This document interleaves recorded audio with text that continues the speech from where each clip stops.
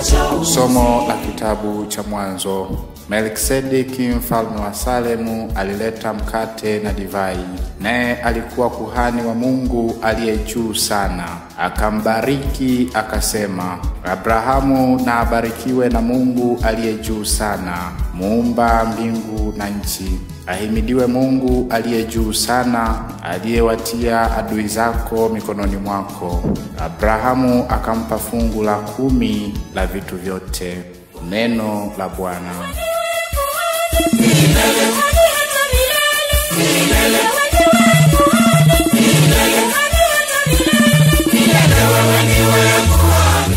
Somo la waraka wa kwanza wa Mtume Paulo kwa Wakorinto.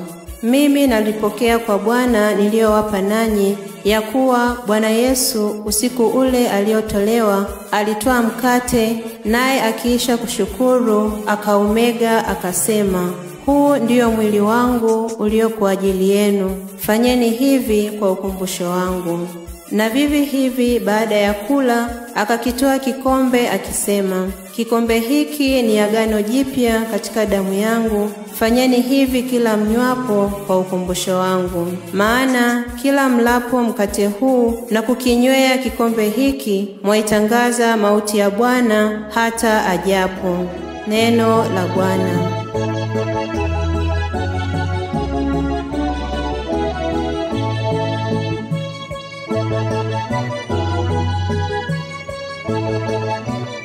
Somo la Injili takatifu ilivyoandikwa na Luka. Makutano walipojua walimfuata Yesu.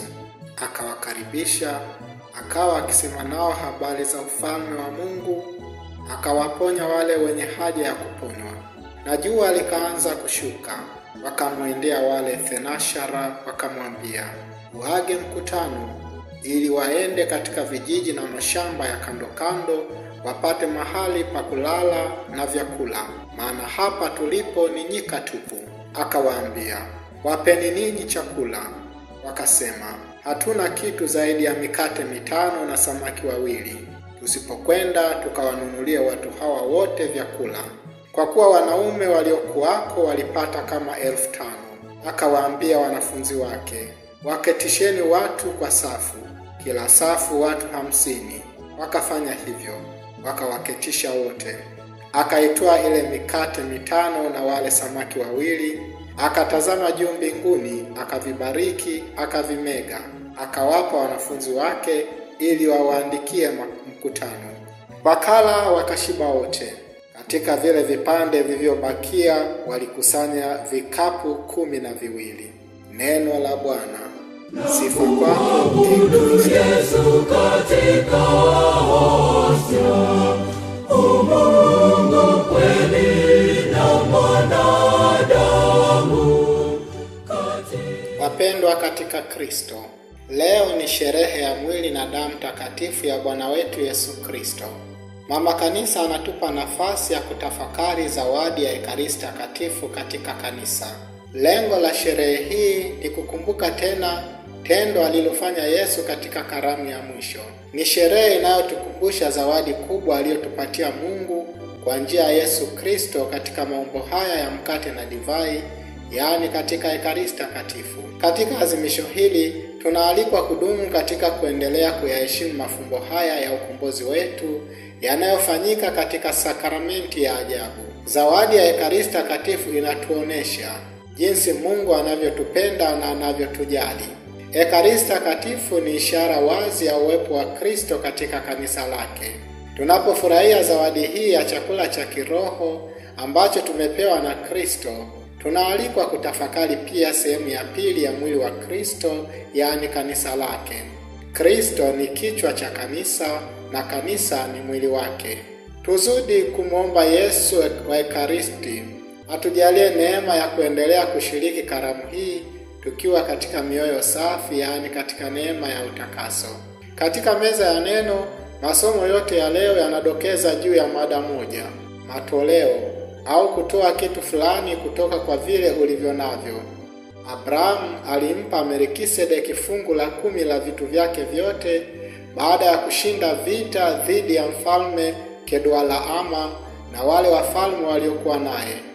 Alimpa bila ya kuwa na lengo lolote la kupata kitu fulani kutoka kwake kama malipo au faida. Alifanya hivyo kwa uhuru wake kamili. Hata hivyo, kuhani Melkisedeki alimbariki Abrahamu na akamshukuru Mungu kwa kumtolea mkate na divai kama ishara ya kujitolea nafsi yake mwenyewe. Sadaka ya mkate na divai ya Melkisedeki ni mfano wa sadaka ya Ekaristi Takatifu. Abrahamu anafahamika si tu kama baba wa imani, bali pia kama baba wa kujitoa sadaka. Katika somo la pili, Mtakatifu Paulo pia anaonesha wazo hili la kutoa au matoleo. Anasema, mimi nalipokea kwa Bwana niliyowapa ninyi. Leo kama ilivyo zamani, Yesu anaendelea kujitoa mwenyewe katika sakramenti ya Ekaristi Takatifu, sakramenti ya upendo. Yesu alitamani na anatamani hadi sasa tuendelee kuadhimisha sadaka hii. Yeye mwenyewe alituagiza akisema, fanyeni hivi kwa ukumbusho wangu. Mama Kanisa anatuagiza kuyaadhimisha maagizo haya ya Yesu, matendo na maneno yake, kila mara hadi Yesu atakapokuja tena. Tunapoyahuisha maadhimisho haya, tunaendelea kuula kwa hakika mwili wake na kuinywa damu yake. Ekaristi Takatifu inatualika sisi wenyewe kujitoa sadaka kwa ajili ya wengine kama Kristo alivyofanya kwa ajili ya wokovu wetu. Ndio maana Yesu katika Injili ya leo anawaambia wale thenashara, wapeni ninyi chakula.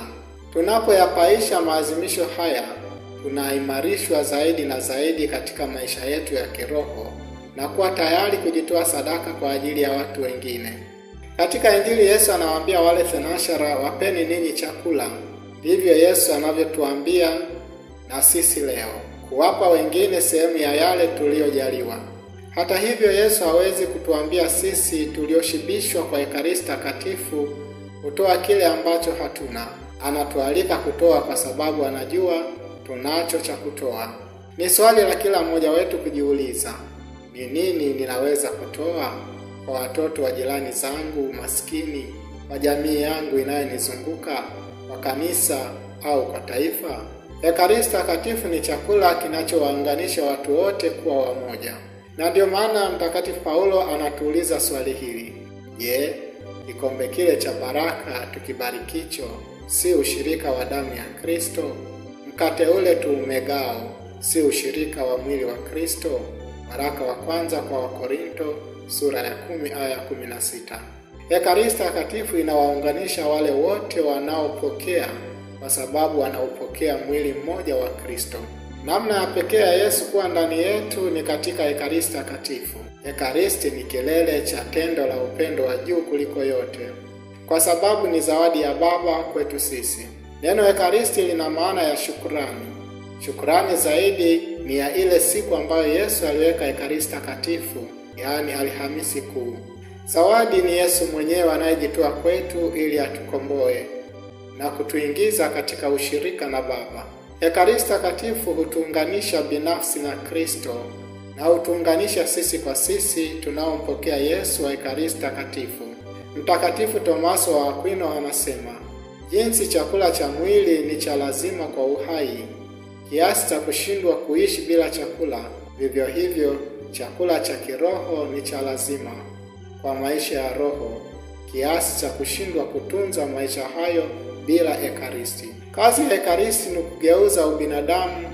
Kazi ya Ekaristi ni kugeuza binadamu kuwa Mungu. Tunapopokea Ekaristi tunakuwa washirika wa tabia ya Mungu. Mtakatifu Agustino katika mahubiri yake aliwahi kujaribu kuweka maneno fulani kinywani mwa Yesu, kwamba Yesu ni kama vile alisema, ukue na utanila na utageuka kuwa mimi.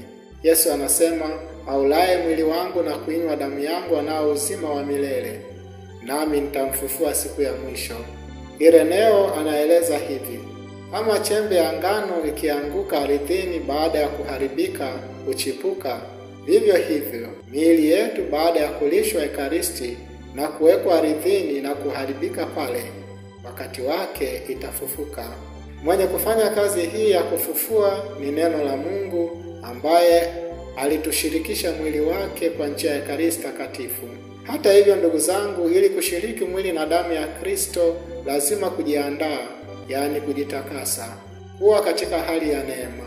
Kwa maneno mengine tunaweza kusema sakramenti ya Ekaristi Takatifu lazima iende sambamba na sakramenti ya kitubio. Tunaalikwa kupenda kushiriki sakramenti hii ya kitubio kama tunavyopenda kushiriki katika sakramenti ya Ekaristi Takatifu. Sakramenti ya Ekaristi Takatifu ndio kusema inatudai kuwa na neema ya utakaso, yaani bila dhambi ya mauti. Tuwe na imani, ibada na kumtamani Yesu. Tufunge chakula muda wa saa 1 na kileo zaidi ya masaa 3. Tuwe safi mwilini na tuwe na adabu na heshima tukitaka kumpokea Yesu wa Ekaristi Takatifu. Tunapompokea Yesu wa Ekaristi namna hii, tunaongezewa neema ya utakaso iliyo uzima wa roho zetu. Hutuondolea dhambi ndogo ndogo na kupunguza hatari ya kutenda dhambi kubwa. Pia hututia nguvu ya kutenda mema kwa kutuongezea imani, matumaini na mapendo. Na zaidi sana, huleta umoja katika kanisa. Sio sisi na Kristo tu, bali sisi kwa sisi. Ndugu zangu katika Kristo, leo tunapomshangilia Yesu wa Ekaristi, tumuombe atujalie neema ya kupenda kumpokea tukiwa katika neema ya utakaso. Atusaidie neema ya kupenda kujitakasa kila mara, ili chakula hiki cha uzima kitufaidie katika mioyo yetu na kutujalia kushiriki uzima wa milele. Tumsifu Yesu Kristo. Ekaristi Takatifu ni sakramenti ya upendo, umoja na karamu ya Pasaka. Ni sadaka ya mwili na damu azizi ya Yesu.